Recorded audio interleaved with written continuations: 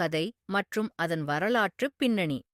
முலகரம் பிரபலமாக அறியப்படும் பிரெஸ்டாக்ஸ் என்பது சமீபத்திய ஆண்டுகளில் மிகவும் கவனத்தை ஈர்த்துள்ள ஒரு கதை. இது வலைப்பதிவுகள், யூடியூப் வீடியோக்கள் மற்றும் திரைப்படங்களில் பரவலாக பேசப்பட்டுள்ளது. கதை பிரபலமான பாத்திரம் நங்கேலி குறித்தது. அவர் தாழ்த்தப்பட்ட மகளிருக்கு மேல்புற ஆடைகள் அணிவதற்கான வரியை எதிர்த்து தனது மார்பகங்களை வெட்டி தன்னையும் அந்த வரியையும் முடிவுக்குக் கொண்டு வந்தார் என்று கூறப்படுகிறது. ஆரம்பத்தில் ஒரு புராணக் கதையாக இருந்த இந்தச் சம்பவம் மீண்டும் மீண்டும் கூறப்பட்டு வரலாற்றுச் சத்தியமாக ஏற்றுக்கொள்ளப்பட்டது. இன்று நங்கேலியின் வீரத்தைப் போற்றும் சிலைகள், சந்நிதிகள் மற்றும் ஒரு அருங்காட்சியகமும் உள்ளன. கதையின் தோற்றமும் வளர்ச்சியும். இந்தக் கதை பல கற்பனை எழுத்துக்களின் மூலம் பரவலாகவும் பின்னர் விரிவான சேர்க்கைகளுடன் பிரபலமாகவும் மாறியது. எடுத்துக்காட்டாக, இந்த மார்பக வரி முலகரம் தாழ்த்தப்பட்ட சமூகப் பெண்களுக்கே விதிக்கப்பட்டது, மேலும் இது 1924 வரை தொடர்ந்தது எனக் கூறப்படுகிறது. அதே சமயம், சிலரின் கூற்றுப்படி இது 1803இல் ஏற்கனவே ரத்து செய்யப்பட்டது. ஒரு பிராடஸ்டன்ட் மிஷனரியான ஆரோன் யேசுதாஸ் 1975இல் வெளியிட்ட பேபிள்ஸ் ரிவால்ட் இன் டிராவன்கோர் என்ற புத்தகத்தில் முலகரம் என்ற சொல்லையும் முடிவளர்ச்சி வரி, அரிவாளின் வரி, மீசை வரி போன்ற பிற விசித்திரமான வரிகளையும் பிரபலமாக்கினார். ஆனால் யேசுதாஸ் எழுதிய புத்தகத்திற்கு முந்திய எந்த அதிகாரப்பூர்வ ஆவணங்களிலும் இந்த குரல்கள் பதிவாகவில்லை. மேலும் இந்தக் கதையின் பாதிக்கப்பட்ட சாதியின் அடையாளம் அதை சொல்லும் பகுதியின் அடிப்படையில் மாறுவதும் கவனிக்கத்தக்கது. தமிழ்நாட்டில் இந்தக் கதையில் பாதிக்கப்பட்டவர்களாக நதார் சமுதாயத்தினர் குறிப்பிடப்படுகிறார்கள். ஆனால் இந்தியாவின் பிற பகுதிகளில் பீஷ்வாக்கள், ஆதிவாசிகள், தலித் மக்கள் போன்ற பிற சமூகங்களும் இந்தக் கதையின் பாத்திரங்களாக மாறுகின்றன.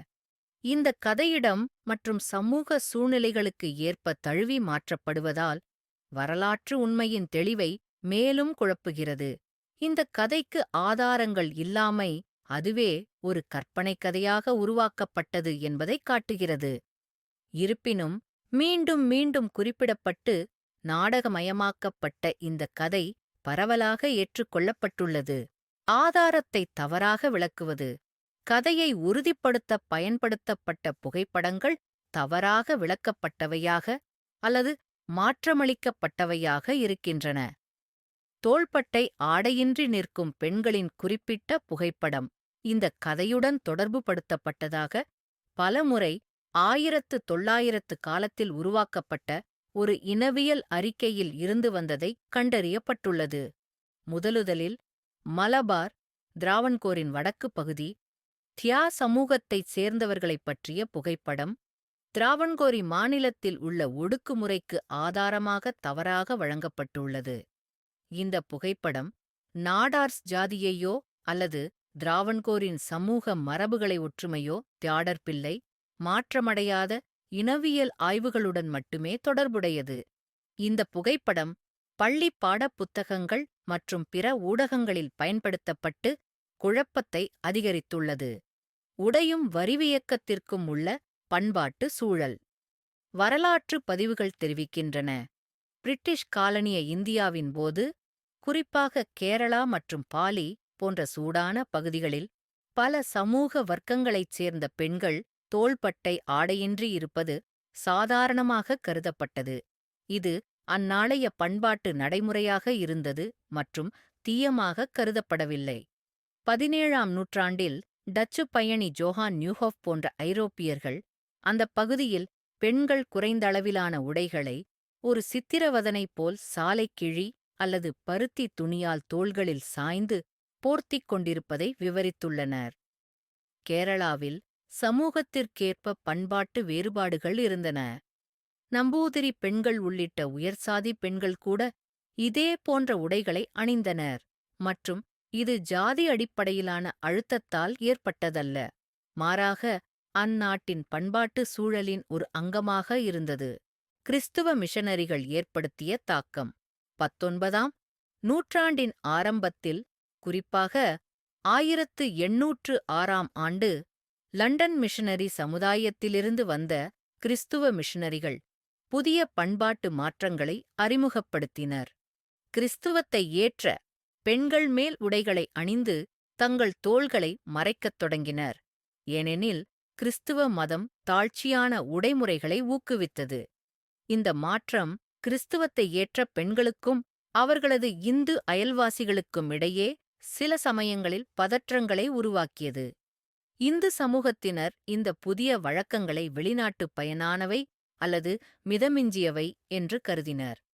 மிஷனரிகள் வடிவமைத்த கைவிடப்பட்ட உடைகள் சிலரால் லண்டனின் ஏழை மக்கள் அணியும் உடைகளுக்கு ஒத்ததாகக் கருதப்பட்டது. இதை புதிதாக கிறிஸ்துவத்தை ஏற்ற பெண்களும் மறுத்தனர். சில பெண்கள் பிரிட்டிஷ் அதிகாரிகளின் மனைவிகளின் உடைமுறையை பின்பற்ற முயன்று தங்களுக்கு உயர்ந்த சமூக அந்தஸ்தை உருவாக்க முயற்சித்தனர். இந்த உடைமுறை மாற்றங்கள் சமூகத்திற்குள் பண்பாட்டு இடைவெளியை உருவாக்கி ஜாதி மற்றும் சமூக உறவுகளில் புதிய சிக்கல்களை சேர்த்தன. முளைவரி கதையை இந்த பண்பாட்டு மாற்றங்களுடன் இணைத்து இந்த பதற்றங்களை மறுபார்வையுடன் புரிந்து கொள்வதற்கான ஒரு நுண்ணறிவு பரிமாணமாக கருதலாம். திரவாங்கூர் அரசர்களின் பங்கு. திரவாங்கூர் அரசர்கள் சமூக முன்னேற்றத்திற்கு பிரசித்தமானவர்கள். அதிக வரி விதிப்பு பற்றிய கதைகளத்திற்கு மாறாக வரலாற்று ஆதாரங்கள் திரவாங்கூர் அரசகுடியின் தயாளத்தையும் மனம் வைத்த சேவைகளையும் வெளிப்படுத்துகின்றன. 1817ஆம் ஆண்டு திரவாங்கூர் அரசி ஜாதி அல்லது பின்புலத்துக்கு பொருத்தமின்றி அனைத்து குடிமக்களுக்கும் மாநில நிதியுதவியுடன் கல்வியை வழங்கும் அறிவிப்பை வெளியிட்டார். இந்த அறிவிப்பு கல்வியின் மக்னா கார்டா என்று அழைக்கப்பட்டது மற்றும் இதன் பரந்த சமூக தாக்கத்திற்காக பாராட்டப்பட்டது.